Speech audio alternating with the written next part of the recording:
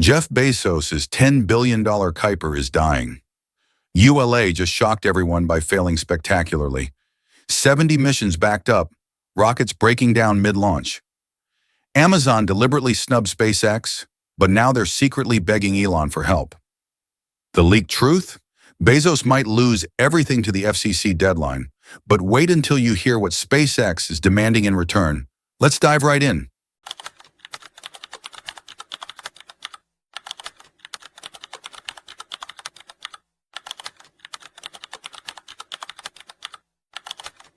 Here's what nobody wants to admit. SpaceX has already won the space race, and they're making everyone else pay for it. While Amazon burns through $10 billion, SpaceX launches every 2.7 days like it's routine. But this isn't just about reliability. This is about SpaceX turning rocket science into rocket manufacturing. Think about this. ULA takes months to prepare a single launch. SpaceX ? They launched 96 times last year. That's not twice as good. That's a completely different universe of capability. But here's the twisted part. Amazon knew this. They had the data, yet they still chose to bet against the house. Picture this scene. June 16th, Cape Canaveral. Amazon's second Kuiper launch sits on the pad, ready to prove ULA can deliver. Weather clears.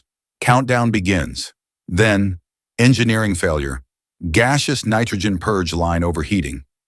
ULA's CEO Tory Bruno announces they need more evaluation. Industry translation? We have no idea what went wrong. But while ULA engineers scratch their heads, SpaceX launched 3 more missions that same week. 3 more missions. This is when Amazon executives started having their late-night panic meetings because the math was becoming undeniable. ULA's success rate? Maybe 85% on schedule. SpaceX ? They're hitting 99.43% success with ridiculous frequency. The brutal truth? Amazon needs 35 to 40 launches per year to meet their deadline. ULA can deliver maybe 5 to 8 if everything goes perfectly. The gap isn't just big, it's mathematically impossible to close. But surely Ariane 6 could save the day? This is where the story gets almost comical. Ariane 6 has flown exactly twice. Twice! Amazon is betting half their constellation on a rocket that's still figuring out how to reach orbit consistently. The European Space Agency promised Amazon the moon, but they can barely manage low Earth orbit on schedule. Here's the insider secret. European contractors are privately panicking. One unnamed executive reportedly told colleagues, "We sold Amazon a dream, but we're delivering a nightmare." The manufacturing lines are still broken from years of delays. Supply chains are fragmented across multiple countries. They're promising 6 Kuiper launches per year when they can barely manage 5 total launches annually. Amazon executives are watching their European partners flounder while SpaceX launches more rockets in a month than Ariane 6 has flown in its entire existence. Now here's where this gets personal for Bezos. His own rocket company, the one he's poured billions into, can't even help save his satellite project. New Glenn was supposed to be operational years ago. Instead, it's sitting on the ground while SpaceX racks up launch after launch. Imagine the boardroom conversations. Bezos probably asked his Blue Origin team, "Why can't we do what SpaceX does?" The answer, because SpaceX didn't just build a rocket. They built a rocket factory. While Blue Origin perfected their engines in isolation, SpaceX was iterating, failing, learning, and scaling at industrial speed. Blue Origin employees are reportedly demoralized. They've watched SpaceX achieve in months what they've been trying to do for years. Some engineers have quietly started interviewing at other companies. The ultimate irony? Bezos owns the company that should be saving his satellite constellation, but it's the one provider that definitely can't help him. Here's what makes SpaceX's dominance so devastating. They've turned rocket launches into something that looks almost boring. Every 2.7 days, another Falcon 9 mission. Perfect landing, perfect deployment. Rinse and repeat. They've made the impossible look routine.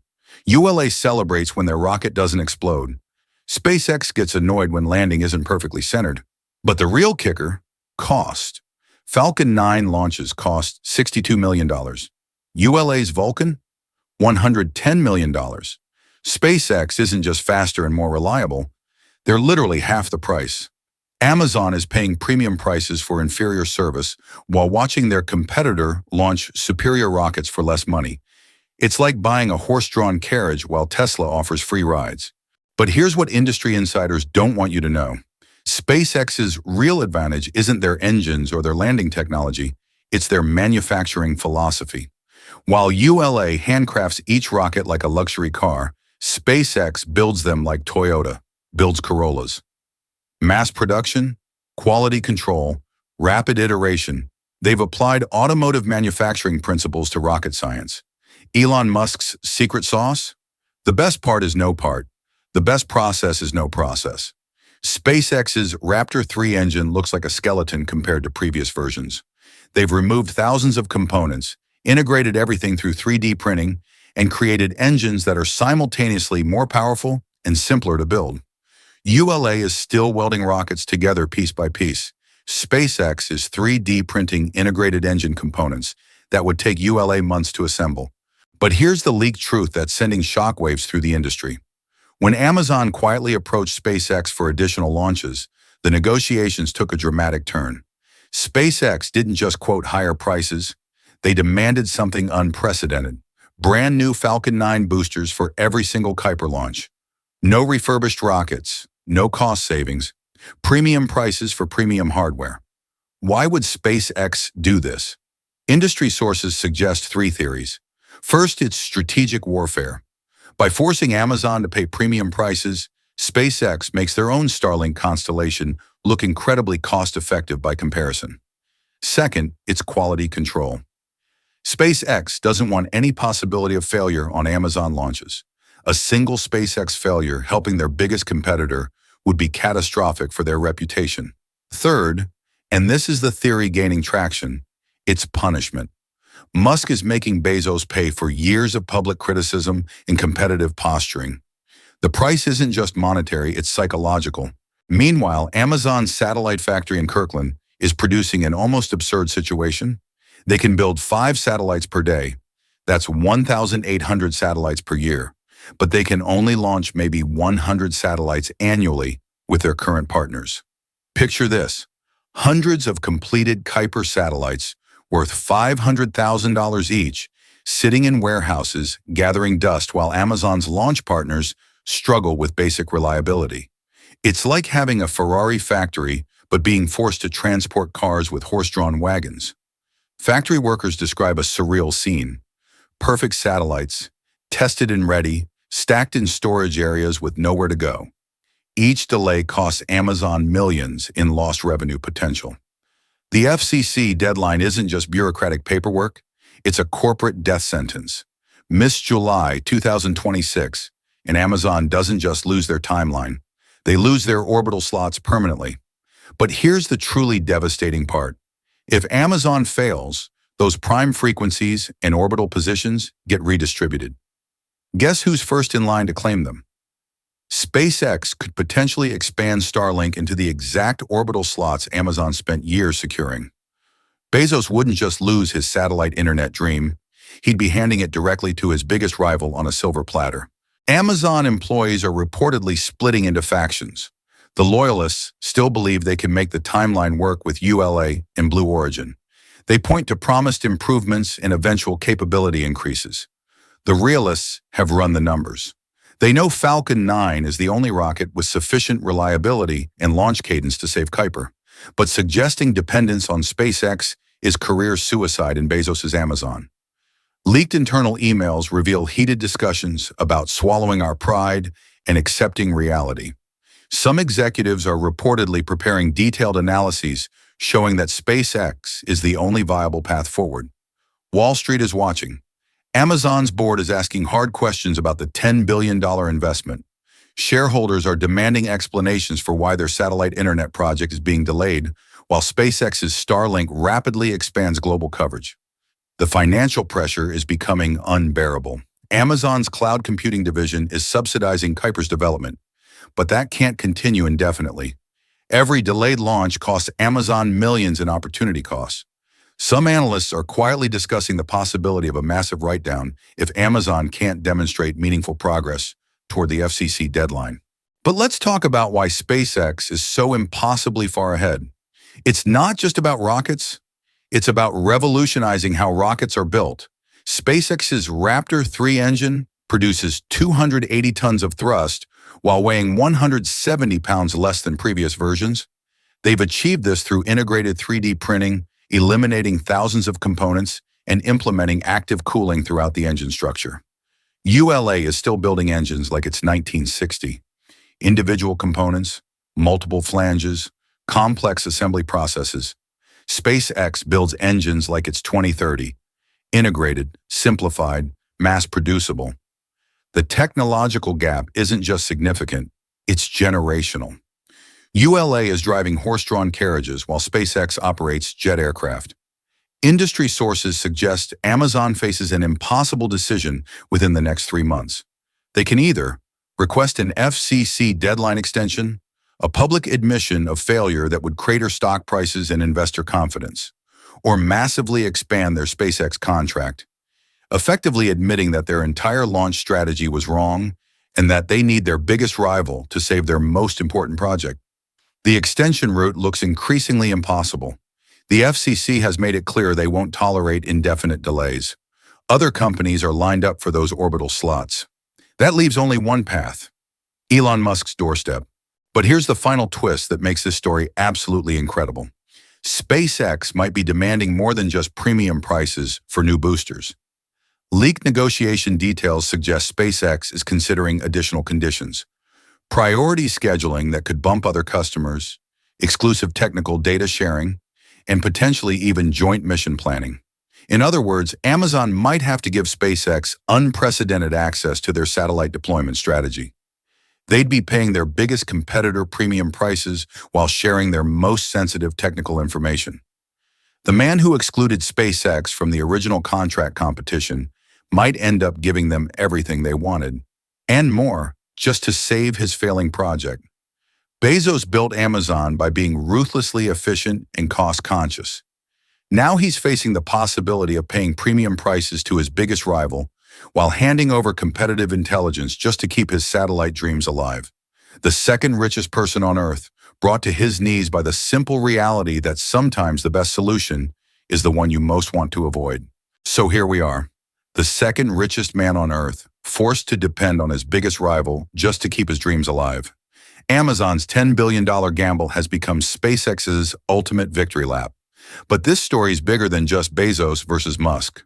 We're watching the entire space industry transform before our eyes.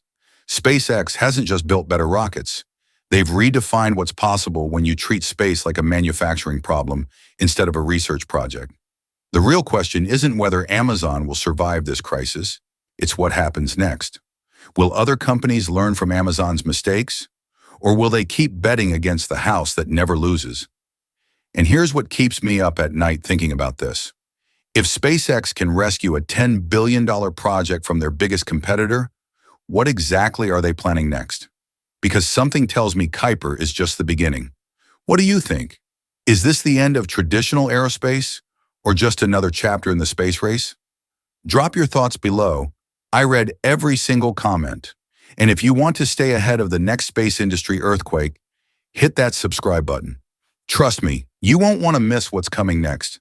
The space revolution is just getting started.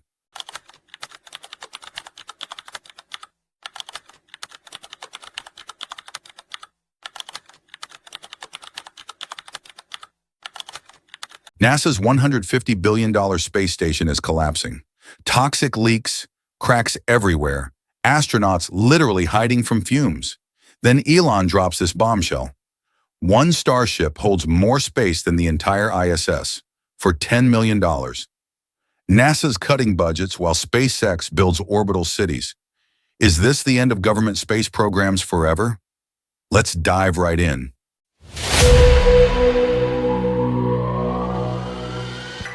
Right now, 250 miles above Earth, astronauts are literally sealing themselves into safe rooms. Toxic fumes from a Russian cargo ship just leaked into the International Space Station. Again, The crew had 30 seconds to grab emergency masks before the air became unbreathable.